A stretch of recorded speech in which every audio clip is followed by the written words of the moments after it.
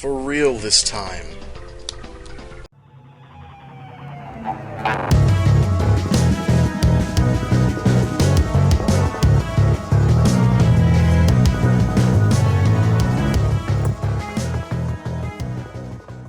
Run with us, we are free. Da, da, da, da. Run with us, we got passion in our eyes. Come with us, we are free. Okay, now to continue, I'm going to show you some game design ideas I came up with when I was listening to the Run Last Click podcast with the Damon Stone interview, where he talked about design and what it would take to get a job there. So I feel like I still wouldn't be qualified because of my poor communication skills, but I did feel like I wanted to take the exercise and see how what I'd do. So I'm going to show you the cards I came up with during the exercise and the mini briefer for Wayland I came up with. I couldn't come up with everything, unfortunately. I came up with some stuff outside of the half an hour, unfortunately, but here, I'll show you what I got. So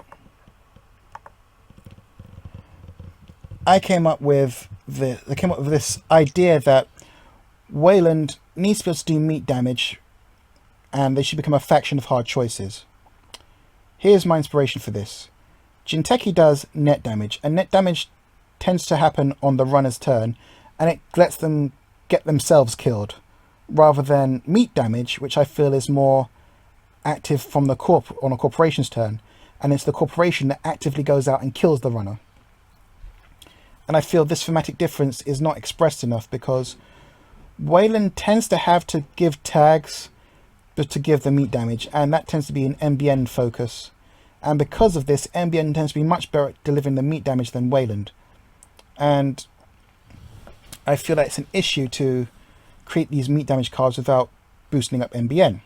So here's my attempt to solve this issue. The hard choice.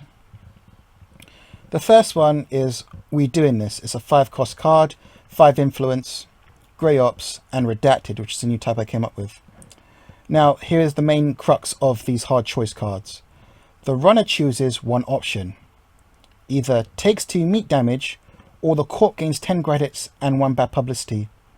And then because the redacted type, the card is removed from the game after it resolves. So I want to avoid some kind of flimsy combo here where the card is used multiple times, because I have a feeling that they can that opens up the design space. Basically, you can have more operations coming back into hand, and you can you're not afraid that it's going to happen over and over and over again. In this case, if you have all 3 copies in hand, you could play 3 copies of this, and the runner could maybe take 4 meat damage, and then you gain 10, and it evens out, and you end up with just a bad publicity. And in this way, you're still attacking the runner. And again, if you're just trying to get money, money helps. And you can play it first turn, and they could just say no, or they could have 1 card in hand that becomes an economy card.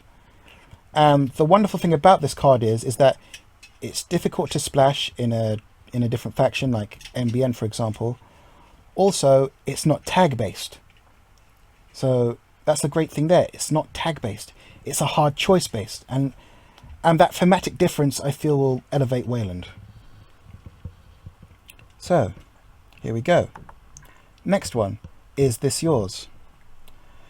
It's just pure grade ops. It's not redacted to influence. The runner chooses one option. The corp treasures 1 hot piece of hardware, and then the runner draws 2 cards. This first option is very important here, because I feel that Wayland should be able to spot remove pieces of hardware, like and HB should focus on program removal. In this way, if the runner chooses this, they're going to might get a key piece of hardware removed, but they'll get more cards, and it will stop them from being killed by a kill option. So again, it's all checks and balances. It's not just one style of Wayland. It's not just kill Wayland. The other choices could be rig shooter Wayland. So again, it gives all these different flavors through the same thematic option. And then the second option is the corp places up to 5 advanced counters on a piece of ice, and the runner gains 2 for each counter placed. So here, I feel that Wayland should be able to hyper advance their ice, and it makes this makes the advancements on it makes the advancement of ice much simpler, because I feel that many other corporations can advance ice just as well as Wayland can with Trick of Light and so on and so forth, and it can combo off that. Again, if the runner doesn't want them to combo off it, they can trash some hardware. And if they do combo off it, they get money, they get lots and lots of money off it anyway. And with the cards I've seen spoiled, including the Courier's card, this could be a way to hyper advance stuff. Oh dear, I'm gonna give the Wayland all this ability to fast advance. So I better have some stuff for them to destroy so I can draw cards. It just changes everything up. It just gives the idea of all these difficult choices. So next one. Warning Shot.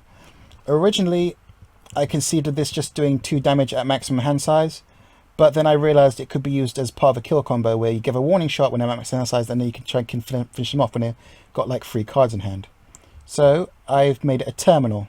So you can only play this card when the runner has a maximum hand size or above. And then you have to play it as a terminal card. So after this, your turn ends. So most likely, at the end of your turn, you just give them a Warning Shot, just give them a little push. Again, it's not designed to kill, it's designed just to harass the runner. And again, it's dealing meat damage on the corporation's turn, as I see the way meat damage should be. And again, it's more of a choice for the corporation here. You're not doing it to kill, you're doing it just to harass. And I don't feel that Wayland harasses the runner enough. It's just, I don't know, it just seems rather static right now. And finally, if cards like this, it gives this more sources of meat damage. So also, yeah, if you get their hand size down to 1, you can often deliver a kill shot, which is quite lovely. Finally, the final card I came up with is this agenda here. This is how it is now. It's a 5 difficulty with 2 points. And the idea behind it is that the cost of operations and events are reduced by 1 for each bad publicity the corp has. And because of this, cards like Sure Gamble and Hedge Fund become really cheap to play if Wayland has lots of bad publicity. Also, it lets them play all these other hard choice cards much cheaply. And the game, the flow of the bad publicity really does actually add to the game, because okay, sure, the runner can access your servers much easier now if you've got the big ice up, but you can do other stuff now. You can play all these other cards cheaply, and the runner can have other options, and it really changed. Bad publicity actually matters, because all these hard choice cards, they are often delivering bad publicity. And so while it may not be of full benefit, it can change the dynamic enough where it's like, oh, okay, I have more options now, I have different options. It makes these, again, it's all these plays into these hard choices. It's like, I'll have bad publicity, but I can do these other things now. I can sustain my economy cheaply. Also, it pushes out all the other factions from just playing these hard choice cards simply. Because of this, if MBN start using these hard choice cards as trying to use a kill package, it doesn't work as well, because they're getting all this bad pub, and they can clear it away, sure, but it doesn't flow neatly into it. It doesn't flow neatly into Jinteki. It doesn't flow neatly into HB. It's purely a benefit to Wayland, and I feel that that's why these hard choice cards are so beneficial, and that's why it can change the dynamic of Wayland and boost its power levels without purely being a boost to MBN. And I feel that's very important. And this is what I came up with during the half-an-hour test. I designed, I designed these cards outside of the half-an-hour test, but I clarified them, came up with them conceptually, and came up with this concept idea and this cell and this pitch during the half-an-hour. I hope you enjoy it. I hope you find it fun. I have no idea what I'm going to do next episode, but see you later, guys. Bye.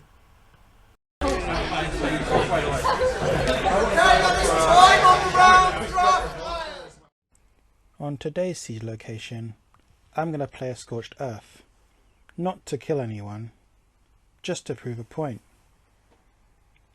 That point is how effective recursion, in this case lab access and same old thing, are to the game.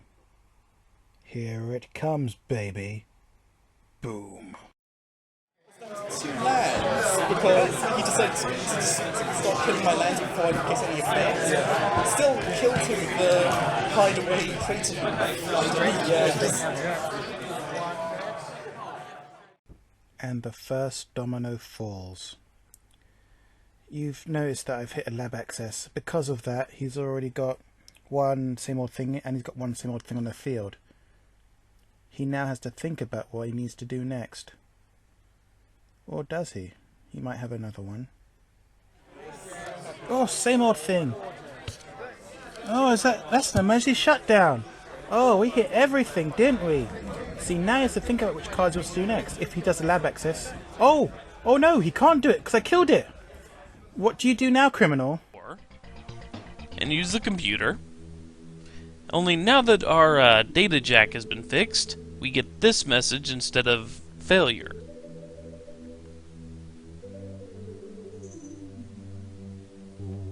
What do you do now?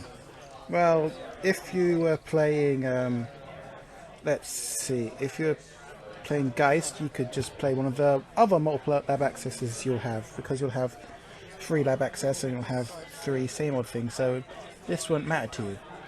But I'm just checking just to make sure. But if you're playing what this gentleman here is playing, and you get rid of all the lab access and all the same old thing, now he has to think about which events to play. So the way you fight ice, you press X. See, in that, so you see that, watch this, the tempo of the game just completely shifts here. Now my ice matters.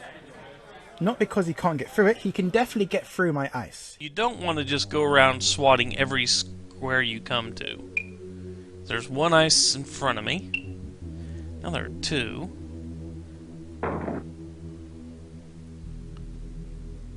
He can. But the number and times and the consistency with which you can get from my ice changes. Combat failed. I got hurt. And now I killed it. Okay, now let's say he was playing Anarch and had Cipher. Okay, he could have 3 Cipher, he could have like 3 Cipher, 3 Parasite. Thus he could kill 3 sets of ice. And then maybe lower the strength of 1 and use a Mimic or Yoga or whatever to get through another one. So it's not as bad, but the second you recur it, then it becomes factorial. So, for example, instead of being 3 ice he can kill, if he can clone chip it out, then that's 4 ice he can kill. With a lab access, that becomes 8 you can kill, and so on and so forth. Oh, the deja vu. Oh, this goes exponentially there.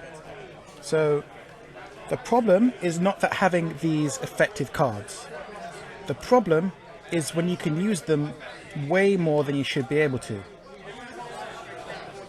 See, I've only got 1 layer of ice, and he's having to think about it. A criminal having to think how to get through 1 layer of ice, even though he's got his breakers out. And he's having to draw up cards because he's afraid of another Scorch. I mean, you can get rid of the tags. Get rid of the tags, that's fine. But you see how big a difference it makes. This is how the game should be, in my opinion. Because if you have a Shaper will still have the consistency to get through enough times with up the rig. That is fine. Shaper should own the late game. But the early game should be dominated by Criminal. And in the late game, it should have trouble like it is now. It can still get through in the late game, but nowhere near as consistently as Shaper can. And Anarch, okay, Anarch can kill your ice. And if it kills your ice, it can devastate you. But if you don't have some protection, you can keep it out, you should be able to protect yourself decently.